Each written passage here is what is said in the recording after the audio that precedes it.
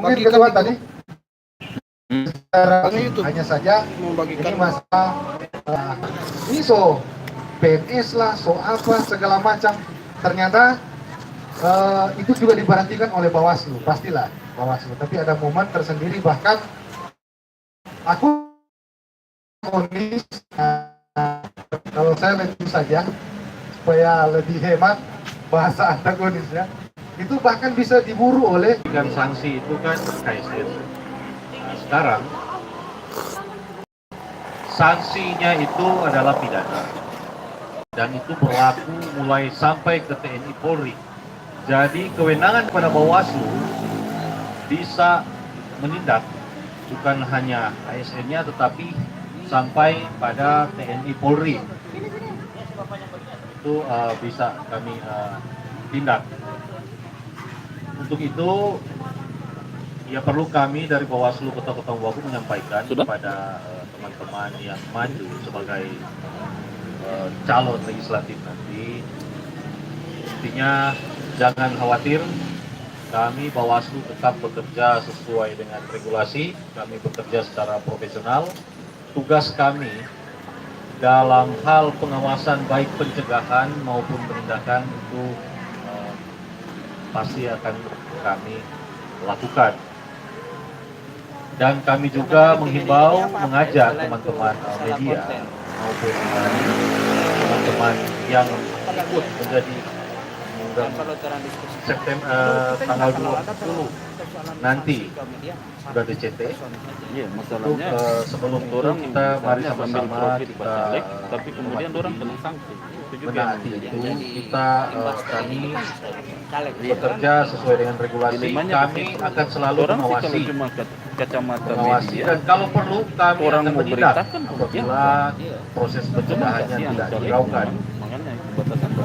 Semua bisa kami tindak karena kami diberikan kewenangan oleh undang-undang. Kami bisa menggunakan undang-undang lain di luar undang-undang 7. Konsekuensinya kita jadi Bawaslu diberikan kewenangan yang nyaris sempurna, hampir sempurna. Kami bisa menjadi penemu, kami sebagai majelisnya, sebagai eksekutornya. Jadi kewenangan Bawaslu ini lengkap sekali. Jadi mungkin itu yang bisa saya sampaikan. Mari kita sama-sama mematuhi PKPU 23 dan PKPU 28 Undang-Undang 2017 karena itu yang menjadi acuan kami tentang pengawasan proses kampanye di luar jadwal. Ini kita berbicara di sebelum tahapannya.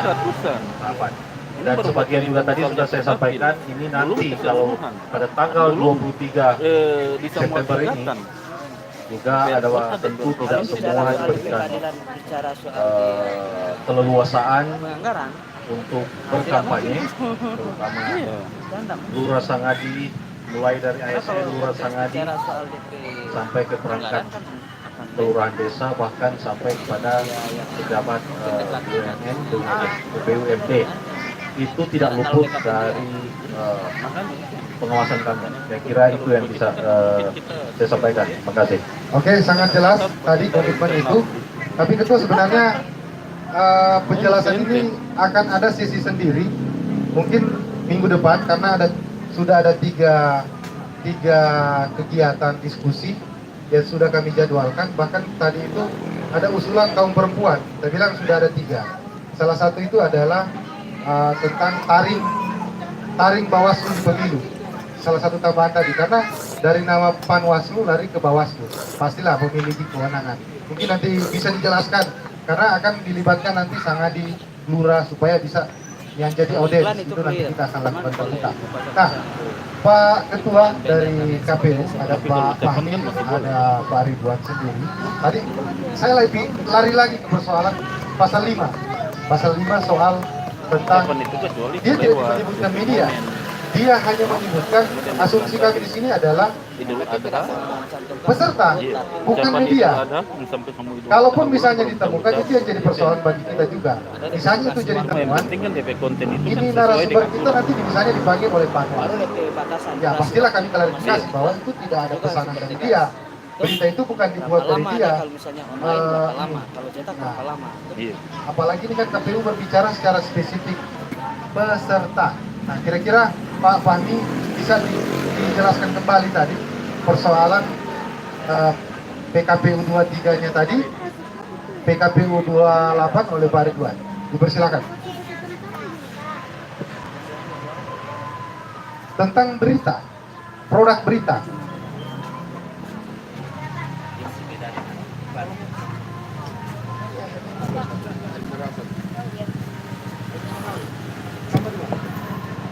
Kalau produk kita menurut pemahaman saya,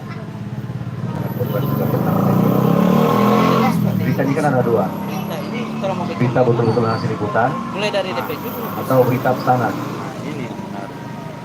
ya kan? Nah kalau berita pesanan berarti seperti iklan, ya. Kira-kira seperti itu, Pak Kementerian. Atau mungkin Pak Benit mau dulu jelaskan kira-kira perbedaan antara berita pesanan dan berita Oke, liputan. begini, saya hanya ingin menjelaskan sedikit gambaran berita kampanye itu seperti apa. Berita kampanye tadi saya bilang tadi ada mengandung unsur, 4 unsur, gambar, nomor urut, ajakan. Nah, kalau tidak memenuhi itu ya tidak memenuhi unsur. Itu teman-teman dari media itu harus memahami itu dalam pembuatan berita. Jangan sampai terjebak dari persoalan regulasi, karena kan orang harus mematuhi ini regulasi. Artinya Panwaslu ingin menegakkan, orang juga dari media harus memahami dengan itu.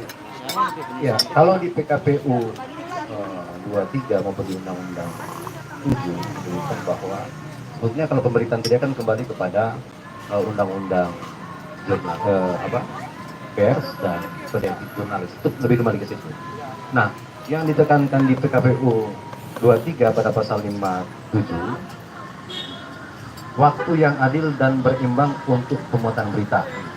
Jadi artinya kalau misalnya teman-teman pers memberitakan satu partai politik, ya, kepada politik A sampai dengan partai politik Z harus berimbang. Artinya berimbang di sini kalau misalnya partai politik A di halaman 1, K, B dan seterusnya juga mesti foto ketua partai. masalahnya masih Kalau di halaman misalnya satu ini berita sama misalnya ketua kemudian partai. menggunakan foto di atas Bukan cuma ketua satu, partai, mungkin saja ya ada partai-partai yang caleg-caleg pun yang hanya bukan satu, itu yang ketua berimbang. partai, Kemudian bukan kalau anggota, misalnya kemudian partai dia masuk satu sebagai A caleg, misalnya dia dia suka 4 taruh di paragraf, halaman satu. partai-partai lain juga harus 4 paragraf. Nah, kalau misalnya juga kemudian media membuat, ini pemahaman saya, kalau misalnya juga media Kira-kira membuat bagaimana itu? satu berita dengan misalnya 12 partai politik, ya harus juga benar-benar berimbang. Misalnya partai politik A melakukan kampanye di sini, materinya ini yang dihadiri oleh sekian orang. Nah, partai politik B juga sama isinya dengan paragraf yang sama, kalau perlu hitung per huruf yang sama, biar benar-benar berimbang. Kita pikir mungkin kalau berimbang di sini kan? Itu bukan berimbang, itu hitungan sistematis. Iya, kalau misalnya ingin berimbang, ya jangan misalnya media dia cuman misalnya sama dengan biasakan orang ini kalau wartawan biasanya kalau mau hantam orang, dia orang hantam dulu 3 paragraf, kemudian paragraf terakhir setelah dihubungi handphonenya tidak aktif atau kemana, nah itu yang tidak berimbang. Kalau menurut saya Itu wartawan malas itu. ya itu yang tidak berimbang. Makanya setiap media melakukan perimbangan beritanya di situ. Cuman kira-kira itu untuk beritanya. Kemudian juga kalau soal iklan mesti sama semua, ya. Jadi memang, tapi ini juga agak berat ya, karena mungkin ada yang mau suka pasang iklan di media, di Radar misalnya, ada juga mungkin mau suka pasang di Sindo misalnya, tuh. Di Radar misalnya orang pasang putih, di Sindo misalnya warna. Di Radar misalnya 1 halaman, di sini misalnya cuma setengah halaman. Nah kadang-kadang juga memang partai politik juga yang tergantung DP amunisi sebetulnya. Yang pasti bahwa untuk batas maksimalnya satu media itu 1 halaman, ya nggak bisa lebih dari 1 halaman. Nah, halaman juga ini kan ada beda-beda. Kalau radar punya satu halaman yang besar, berapa kali berapa itu? Ya, ya. Nah, kalau sama dengan media komentar misalnya kan bisa digigat situ. Tapi tetap juga disebut satu halaman. Satu halaman. Dia tidak menyebutkan milimeter di situ. Ya, halaman disebutkan. Oke, Pak Reksa. Pak Ridwan. Tambahan. Sama untuk saya kan tadi menyebutkan itu pasal apa untuk PKP 28 itu lebih banyak mengatur tentang spot yang 10 spot untuk media untuk televisi dan radio. Diharapkan bahwa untuk Tunggu Pak Ridwan, saya bacakan pasal 5. Peserta pemilu dilarang membuat materi iklan dalam bentuk tayangan atau penulisan berbentuk berita. Artinya itu pesanan, jangan sampai ada pesanan. ya, Itu mungkin yang kalau itu memang kita akan mengikuti yang aturan main yang ada yang diatur di PKPU tersebut. Masuk jauh ya. Baik, terima kasih kesempatan yang kedua. Mungkin terkait dengan diskusi kita terkait pasal 5 tadi, bahwa peserta pemilu dilarang membuat iklan dalam bentuk tayangan atau berita. Kalau saya mungkin mudah saja untuk membedakan mana produk jurnalistik dan mana dijual dan layak untuk diketahui oleh masyarakat. Disitulah di situ yang saya pahami, disitulah ketika berita hasil liputan itu naik, saya menganggap itu adalah produk jurnalistik. Tetapi kalau berita materi kampanye yang berbentuk berita, saya jelaskan seperti pada itu yang dimaksud oleh pasal 5 tadi, bahwa materi kampanye berbentuk berita. Misalnya satu berita itu hanya mengupas tentang saya sebagai peserta pemilu. Mungkin itu yang saya maksud sebagai materi, karena ingat juga bahwa di pasal 58 itu PKPU 23 mengatur juga soal sanksi, soal media yang tidak berlaku proporsional terhadap peserta pemilu. Jadi mungkin itu bisa dilakukan seperti tadi yang by order, tetapi bergiliran mungkin. Karena kalau tiap hari hanya misalnya caleg tertentu, caleg A atau B, itu fatal juga. Mungkin di situ juga butuh juga tadi asas keberimbangan, meskipun ada budget yang harus disiapkan, tetapi dari pihak media juga harus membuat standar yang bisa dijangkau oleh semua caleg, karena caleg ini tidak sama dari sisi ini mungkin. Maaf, ini memang sengaja saya angkat supaya teman-teman media memahami. Kalau mungkin pemahaman saya, jadi orang harus ada pemahaman dulu. Iklan kampanye yang dimaksud dengan berita kampanye yang dimaksud oleh pasal 5 itu memenuhi 4 unsur. Gambar, nama, nomor urut, ada ajakan. Kalau tidak memenuhi itu ya tidak memenuhi unsur. Itu saja. Itu harus ada pemahaman dulu dah, bahwa iklan namanya berita kampanye itu ya yang harusnya dipahami dulu dah. Persoalan masalah orang harus ada standar. Mohon maaf Pak Reza, seorang media harus memiliki misalnya standar menerjemahkan isi berita itu bisa masing-masing, tapi kan ada namanya dasar unsurnya ada 4 ya. Itu kalau secara nilai ya itu saya paham persoalan itu. Saya tidak jauh-jauh, saya kasih contoh satu topik berita yang dibuat oleh Radar Bolong, Alfitri Ukagi. Itu menurut saya by order. Itu tanpa kita semua di sini berdebat panjang, itu kita tahu semua itu by order. Nah, berita-berita seperti itu yang menurut saya masuk pada pasal 5 tadi. ya. Nah, itu yang menurut saya, itu kita samakan persepsi soal pasal 5 tadi di PKPU 23 itu. Tidak bisa Itu by order. Nah, harusnya ketika hari ini caleg Partai Demokrat itu terbit, harusnya besok ya Rensa Bambuena lah misalnya, caleg PDI Perjuangan atau caleg dari partai lain. Mungkin itu saya maksud. Oke. Ini sangat luar biasa. Ingin perimbangan. ingin Ya, perimbangan. Bung Gusman. Ya, ya. Tadi di awal bahwa Reza sudah mengatakan bahwa PDIP tidak mempersoalkan lagi soal PKPU ini, tapi justru dia yang paling banyak ngomong dan memprotes secara teknis. Tadi pada sesi pertama tadi saya sudah sempat menyinggung bahwa sebenarnya tanpa PKPU ini secara mandiri profesi ini sudah diatur Minuman, baik oleh minuman. lewat kode etik jurnalistik maupun undang-undang pers itu sudah disinggung juga tadi oleh pimpinan PU. Nah, saya ingin menanyakan kepada Bung Gusman selaku pimpinan media di sini juga, bagaimana memanage ini? Ada dua regulasi yang mengatur soal independensi. Yang pertama independensi profesi yang diatur oleh undang-undang pers dan kode etik jurnalistik yang membatasi gerak wartawan supaya tidak terlalu vulgar masuk ke dalam politik praktis. Regulasi kedua itu diatur oleh penyelenggara.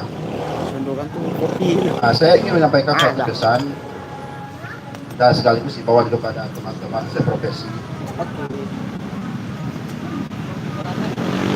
Kira-kira seperti ini pesan. Di beberapa kali hajatan pilkada banyak yang terjerumus di sini. Makanya tidak heran ketika ada kandidat seseorang yang mungkin kalah langsung dipindah di rumah. Karena apa? Karena terlibat secara aktif di lapangan. Padahal aturan ini sudah lama, 2009, sejak 9 tahun yang lalu kita sudah diatur. Ya, jadi komitmen ini yang saya bagian dari partai politik sekaligus juga sebagai salah satu kontestan di Pileg 2019 menginginkan ada komitmen ini dari pihak media karena ini berkaitan erat juga dengan topik utama tadi, pemilu via media. Ya, saya kira seperti itu dulu. Oke, terima kasih. Saya ini jadi moderator atau narasumber? Saya ditanya loh. Tapi nggak apa-apa, saya akan tanyakan. Kebetulan Pak Dir kan sebenarnya jadi pembicara juga. Saya bisa jelaskan. Sebenarnya sangat sederhana dijawab juga oleh Pak Cendri. Undang-undang pers itu sebenarnya sudah tidak perlu lagi ada aturan lain. Cukup dia pakai itu, kelar. Wartawan harus independen. Itu saja, selesai. Kalaupun ada PKPU lain yang keluar, justru rujukannya sebenarnya ke sana. Dan salah satu paling inti dari seorang media itu adalah cover both side. Dia harus berimbang. Beritanya harus berkualitas dan dipercaya, bukan hoax, terpercaya. Intinya cover both side berimbang dan itu hukumnya. Kalau ada berita keluar tidak berimbang, aduh, itu patut dipertanyakan dan bisa diubah. Saya rasa tanpa ada PKPU tadi, saya sepakat bahwa independen. Ini, mohon maaf, ini live kebetulan saya tidak bisa bahas untuk masalah ini. Ini jadi. Tapi berkaitan dengan profit, ada kalanya. Mohon maaf, iya. Nah, oke. Sekarang begini, makanya kemarin kan diatur tentang perimbangan. Kayak Piolaku Kutamubang, kita beri perimbangan dan kita biar radar bomo itu benar-benar berdiri dari sisi independensi. Bisa ditanyakan kepada kandidat. Kita berdiri di, kami ingin memperlihatkan bahwa posisi ini supaya masyarakat ada tempat curhat, tempat untuk mencari referensi tentang media itu sendiri. Nah, kalaupun persoalan media itu kejurkam, itu personal. Itu personal, itu lari ke personal, itu lari ke personal. Yang jelas profesi wartawan itu sangat diatur independen. Undang-undang pers itu sangat sudah ditekankan independensi. Mungkin itu jawaban saya. Saya selaku moderator sekaligus dari narasumber. Baik, tadi soal pasal 5 tadi bahwa di situ jelaskan disebutkan bahwa itu mengatur tentang peserta pemilu. Bukan di luar itu, termasuk peran media. Karena ada suatu hal yang kita harus lihat. Yang PKP itu kan menyangkut, mengikat bagi peserta pemilu. Bukan kepada pers. Nah, pers itu diatur oleh undang-undang pers, kode etik dan lain sebagainya. Nah, sehingga pasal 5 itu saya pikir lebih kepada peserta pemilu dilarang menggunakan berkampanye dengan berita, membuat berita. Contoh semacam begini. saya katakanlah sebagai pemilik media atau paling tidak saya sebagai punya hubungan dengan Pak, saya kemudian menulis berita tentang yang bermuat kampanye. Itu yang dilarang sebenarnya. Bahwa kemudian semacam pemberitaan oleh media ketika dia melihat peristiwa fakta yang kemudian layak dia beritakan, dia meliput dan kebetulan di situ ada calon yang kemudian menjadi objek dari peristiwa itu, maka itu menjadi kebebasan pers. Itu produk jurnalistik yang kemudian kita harus lihat bukan sebagai konteks dia melanggar kampanye, karena mau ditindak ya itu kebebasan pers untuk kemudian meliput pemberitaan. Yang dibatasi oleh pasal 5 itu kalau menurut saya adalah peserta dilarang membuat pemberitaan itu. Dalam kampanye itu kan cuma menyebutkan visi, misi, program. Kemudian bahan kampanyenya itu tanda gambar, nomor urut, kemudian iya, jangan sampai ketika saya katakanlah melakukan kegiatan ya sosial di masyarakat yang kemudian itu menjadi kebiasaan hari-hari. Tapi kemudian kegiatan itu dalam perspektif pandangan media itu layak diberitakan. Lantas kemudian ketika dimuat di media, kemudian muncul, wah saya nanti was-was kalau kemudian, siapa penghuni angka berita, kita ini caleg. Nah, sebenarnya kan menjadi kontradiksi itu persoalan. Sehingga kemudian ini menjadi satu batasannya supaya kemudian itu kewenangan media memberitakan soal peristiwa itu, tapi kemudian yang kena imbas dari pemberitaan itu adalah caleg dalam kapasitas dia sebagai peserta pemilu. Ini juga supaya harus jelas pasal 5 itu agar kemudian tidak terjadi bias antara perspektif dia, posisi dia sebagai peserta pemilu, satu sisi adalah bagian dari masyarakat yang kemudian bebas untuk dipublikasi dalam sudut pandang kebebasan pers. Sehingga itu kemudian menjadi jelas. Itu saya pikir pemahaman saya tentang pasal 5 itu. Betul. Mungkin ada Pak Jani. Ya, intinya saya sepakat dengan penyampaian dari Bung Hendra tadi soal pasal 5. Tapi secara teknis yang mengatur materi-materi itu adalah media. Nah, jika terjadi sebuah kasus misalnya partai politik menyerahkan materi kampanye, kemudian diatur oleh media dengan porsi yang tidak sama, kita menyalahkan siapa? Apakah akan disalahkan kepada partai politik atau calon? Jadi ini juga makanya tadi sudah saya sampaikan dari awal bahwa perlunya komitmen dan kesadaran dari pihak media supaya sama-sama mentaati ini. Kalau memang diatur setengah halaman, ya perlakukan setengah halaman.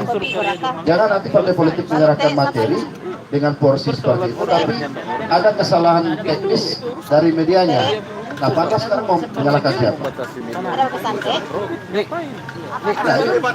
Iya. Maksud saya seperti itu. Ya, saya pikirkan kalau soal iklan itu kan yang diatur di PKPU adalah batas maksimal space yang diatur di dalam PKPU, bahwa di kurang dari itu saya pikirkan itu bergantung dari semacam kemampuan dari masing-masing calon.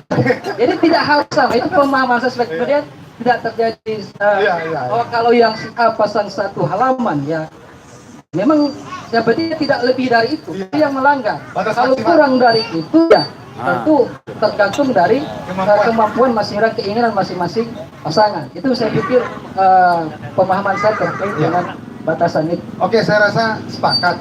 Bung Rensen juga sudah memahami bahwa dilarang pesanan harus berimbang. Masuk di sini persoalan batas maksimal dengan persoalan tadi etika jurnalisnya. Kita semua bisa pahami dan ya perlulah namanya wartawan harus memahami tentang etikanya. Jangan sampai cara itu tadi pornografi Bapak ya. 4 unsur tadi yang bisa ditekan. Artinya ini juga kepada Pak Bawaslu terkait dengan teman-teman media, ini lebih ke persoalan caleg peserta itu sendiri. Tapi jangan sampai berita media yang memuat korban dari caleg itu sendiri. Itu yang orang khawatirkan. Jangan sampai itu jadi. Tergantung konten. Ya. Nah, makanya tadi karena untuk menerjemahkan ini menilai itu sendiri, ya memang harus wartawan yang melihat bahwa apakah itu berita ini. Tapi makanya tadi kan saya bilang ada 4 unsur dalam berita kampanye: gambar, ajakan, nomor urut, dan bukti politik. Ketua. Mungkin ini ada tambahan bahwa kami Bawaslu itu kan ada 2 dalam apabila terjadi pelanggaran. Pertama berdasarkan laporan, yang kedua berdasarkan temuan kami.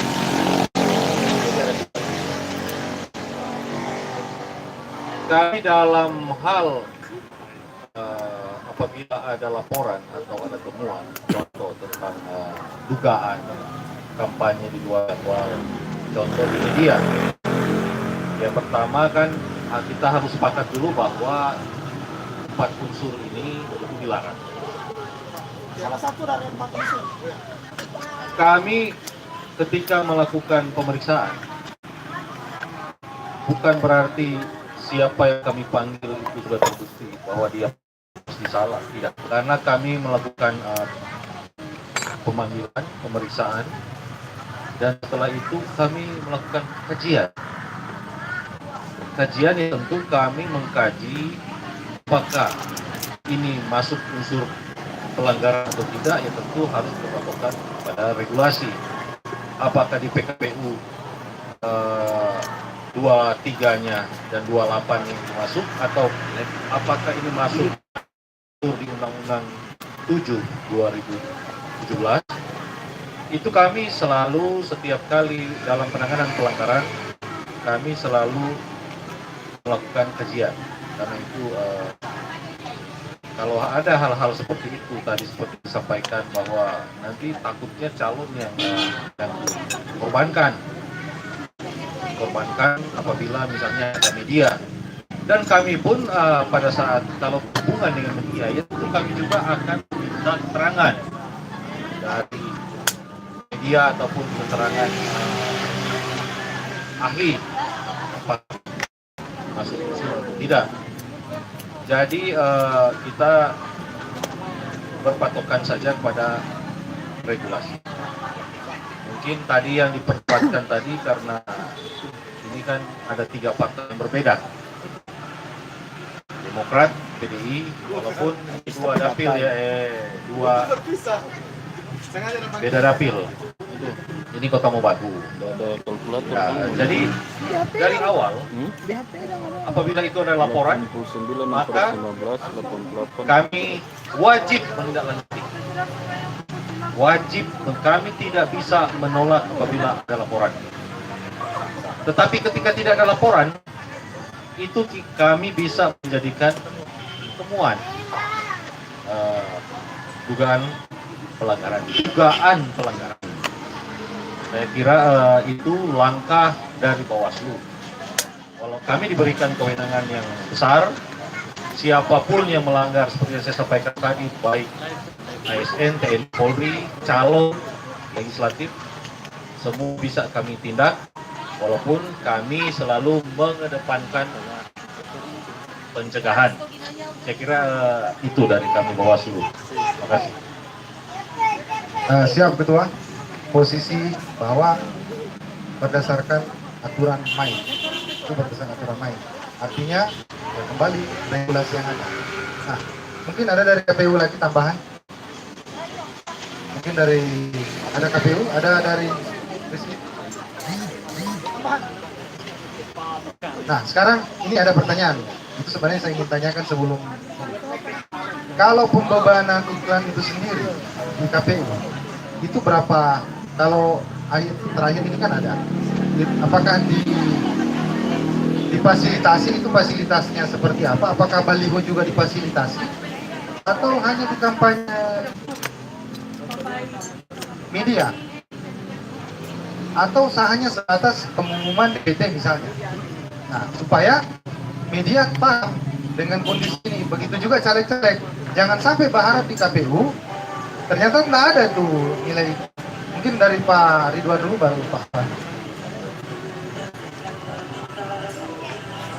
untuk itu saya belum bisa menjawab. Kebetulan yang divisi kampanye Pak Iwan melaporkan tidak ada. Itu baru divisi. Jadi kini bos bateria berikut. Standar mana nih, Pak? Standarnya radar, standarnya menjadi Pabuan atau standarnya Sindo? Nah, kalau media, khusus iklan itu pasang iklan di media, dia harus lebih rendah dari iklan media yang masyarakat atau bisnis. Yang pasti kalau misalnya radar sama dengan biasanya pasang pasang iklan KPU order misalnya dengan halaman biasanya kemarin itu bisa kan, maka bisa 2.900.000 pokoknya di bawah itu. Nah, kalau kampanye yang difasilitasi oleh KPU untuk di kabupaten kota itu hanya untuk pembuatan baliho satu partai 10 buah dan spanduk 16 buah. Tapi itu hanya memuat logo partai, gambar partai, nomor urut, visi misi, dan foto pimpinan partai atau tokoh yang ditokohkan oleh partai. Caleg cetak sendiri. Dan itu pun nanti KPU akan berkoordinasi dengan pemerintah daerah terkait dengan titik-titik untuk pemasangan alat kampanye lain. Nah, untuk bisa karena yang lain itu yang diatur kampanye misalnya stiker, leaflet, pamflet, kalender itu tidak disiapkan oleh KPU, bisa disiapkan oleh partai politik. Tapi lagi-lagi saya katakan bahwa ini biar teman-teman partai politik cepat-cepat untuk membuat bahan-bahan kampanye, sebaiknya ya anggaran untuk pembuatan itu dimasukkan dulu dalam rekening khusus dana kampanye. Ya, kemudian nanti dikeluarkan lagi untuk pembelanjaan bahan-bahan. Ya, karena nanti jangan sampai teman-teman Bawaslu akan menemukan bahwa misalnya Bung Hendra atau Bung Henry atau Bung Rensa ada backing stiker misalnya Kota Ambor di Kota Ambagu, tapi setelah melihat pengeluaran di rekening khusus dana kampanye-nya tidak ada dorong anggaran untuk pembuatan itu bisa juga menjadi temuan Bawaslu. Iya. Dan itu bisa juga dipersoalkan oleh teman-teman Bawaslu. Ya, jadi itu makanya saya katakan tadi bahwa soal kampanye jangan cuma bicara soal bagaimana berkampanye, tapi juga bagaimana melakukan dana kampanyenya. Jadi ada dua hal sini yang harus diperhatikan teman-teman, termasuk sumber dana. Nah, kalau sumber dana itu ke partai politik bisa dari yang tidak bisa itu dari pemerintah atau BUMN atau BUMD atau BUMDes, pokoknya sumber dari keuangan negara. Bisa dari swasta, PMA juga tidak bisa, perusahaan asing tidak bisa. Nah, misalnya kalau di Bawang kan ada Pons atau JRBM asing ya. Nah, kalau itu lokal nggak masalah. Tapi dibatasi juga besarannya.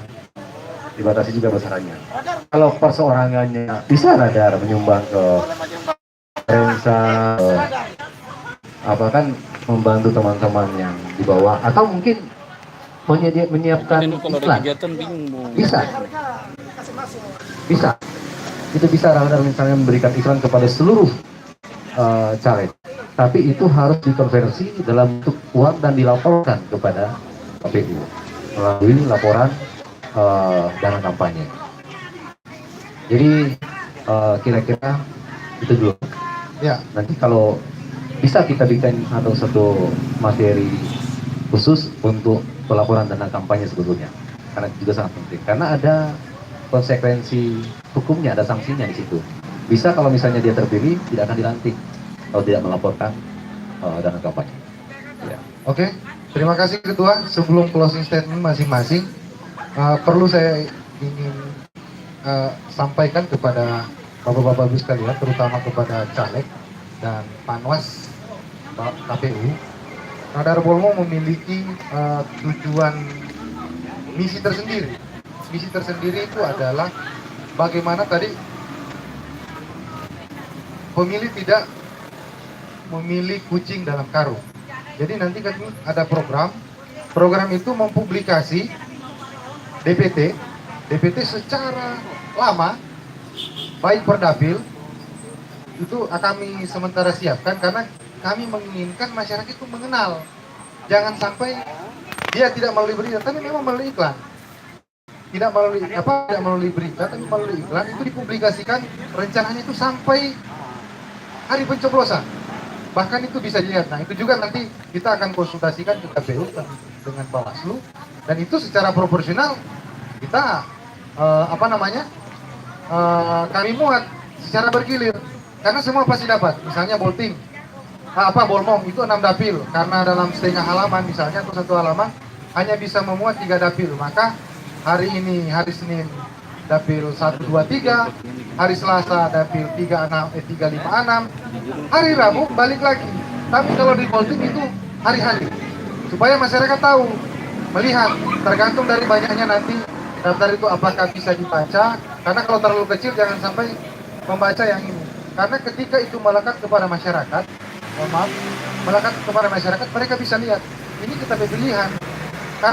Karena masyarakat juga tahu, kita mau pilih dia, tapi giliran sampai di ini, siapa dipilih sama dia ini? Kebiasaan kan orang di Mongondo ini, Papa Kisya, Papa Rama, toh?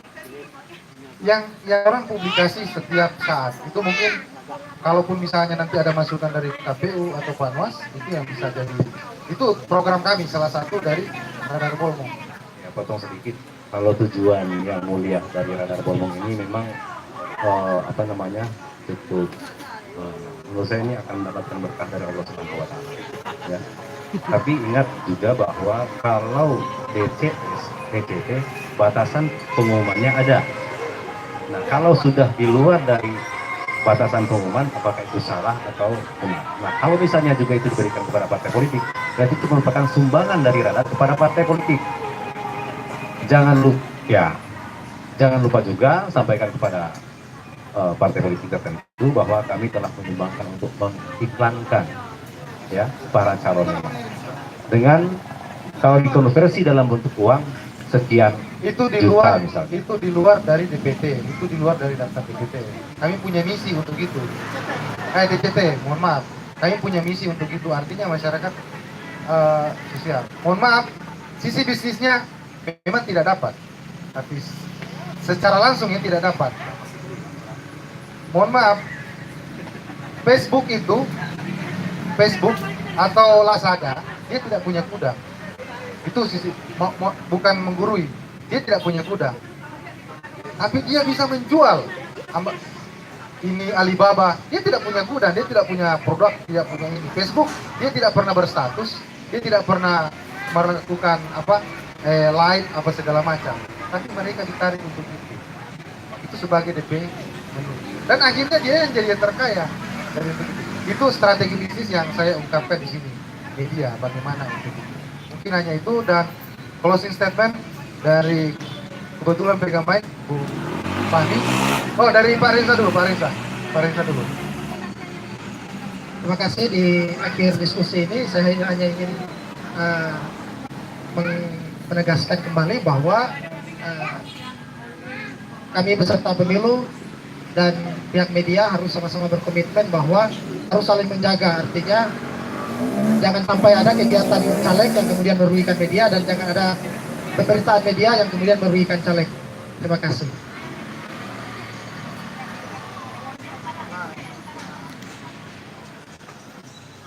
Dari tadi kan kita bahas mengenai penulisan media, pemberitaan. Jadi kalau menurut saya, pendapat saya sebenarnya bahwa dalam rangka proses kampanye banyak alternatif sebenarnya. Dan dari hasil riset bahwa ada 40-sekian persen itu orang lebih mencari informasi lewat sosial media. Nah, sehingga bagi teman-teman ada Bung Rensa, Bung Henry, dan Bung Hendra, jadi itu datanya bahwa 40% itu angka yang sangat tinggi loh sebenarnya untuk kita bisa akses, untuk kita bisa jualan, agar tingkat popularitas bisa terdongkrak. Ada berapa? Jadi banyak pilihan dalam produk untuk kampanye, tergantung dari konten dan materi kampanye seperti apa, diramu seperti apa, sebagus apa, yang tentunya jangan sampai bertabrakan dengan regulasi yang ada. Nah, mungkin itu, terima kasih. Ya, salah satu catatan penting yang akan saya bawa pulang ke Boltik itu adalah hasil riset tadi, bahwa ternyata masyarakat sangat menginginkan adanya interaksi langsung ketimbang kita bersosialisasi lewat media. Namun tanpa juga kita menafikan peran media ini cukup penting. Terima kasih juga kepada Radar Bolmong yang sudah ada itikat baik untuk membantu kami para bakal calon ataupun partai politik dalam mensosialisasikan ke masyarakat mengenai logo partai, nomor urut partai, kemudian nomor urut dalam daftar calon tetap nanti. Ya, saya kira demikian. Ya, closing statement dari saya terkait dengan diskusi ini bahwa memang bicara tentang PKPU, saya pikir kalau kita melihat aturannya, saya pikir ini sudah cukup baku dan sudah menjadi pedoman bagi kita, termasuk bagi kami partai politik. Tinggal persoalan implementasi aturan ini pada saat nanti bisa memenuhi unsur-unsur keadilan bagi baik kami peserta pemilu maupun bagi media selaku pelaku usaha di bidang informasi, dan kepada masyarakat terutama dari sisi mengedukasi informasi-informasi yang produktif bagi pendidikan politik bagi masyarakat. Itu closing statement dari saya, bahwa kemudian tahapan kampanye nanti tanggal 23 setelah penetapan DCT, mudah-mudahan pemilu ini akan bisa berjalan secara baik dan maksimal. Kemudian apresiasi dari kami kepada Radar Bolmong yang sudah menginisiasi kegiatan semacam ini penting dalam rangka memberikan pendidikan, informasi dan transformasi informasi bagi masyarakat, dan baiknya kegiatan-kegiatan semacam ini harus terus dijalankan. Terima kasih. Assalamualaikum warahmatullahi wabarakatuh. Ya, terima kasih. Closing statement dari kami Bawaslu Kota Mobagu sangat memberikan apresiasi yang sebesar-besarnya kepada Radar Bolmong yang sudah beberapa kali mengadakan diskusi ini. Di Bawaslu mungkin baru kali ini, mungkin sampai berikut masih ada lagi. Dari kami Bawaslu ini kebetulan teman-teman dari partai politik juga nanti yang akan bertarung. Di regulasi sudah jelas larangan-larangan. Mari kita bersabar, mari kita menahan diri, tinggal beberapa hari lagi. Jadi tolong sampaikan juga ke partai masing-masing, karena juga kami sudah memberikan menyurati bahwa mari kita taati aturan main yang ada. Kami Bawaslu bukan serta-merta mengutamakan penindakan, tapi kami selalu mengedepankan proses pencegahan. Semua sudah jelas di regulasi, mari kita sama-sama mengikuti aturan main yang ada. Saya kira itu yang bisa saya sampaikan. Terima kasih.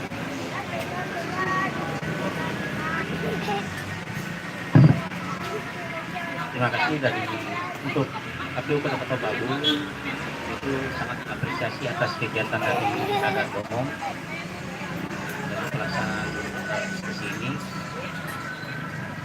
Kami hanya perlu menghimbau agar mengingatkan kembali kepada partai politik terutama, yaitu 1 hari sebelum kampanye untuk media sosial itu tolong langsung dilaporkan, karena didaftarkan ke KPU, karena daftar itu yang akan kami serahkan kepada Bawaslu, kepolisian maupun TNI untuk pengawasan. Jadi mungkin itu yang bisa saya pesankan kepada kawan-kawan dari partai politik, dan kepada kawan-kawan jurnalis saya himbau agar memberikan edukasi yang baik agar mampu meningkatkan pemilihan untuk kualitas pemilihan untuk Pileg 2019 nanti. Terima kasih dari saya. Assalamualaikum warahmatullahi wabarakatuh. Waalaikumsalam. Terima kasih Pak Ridwan.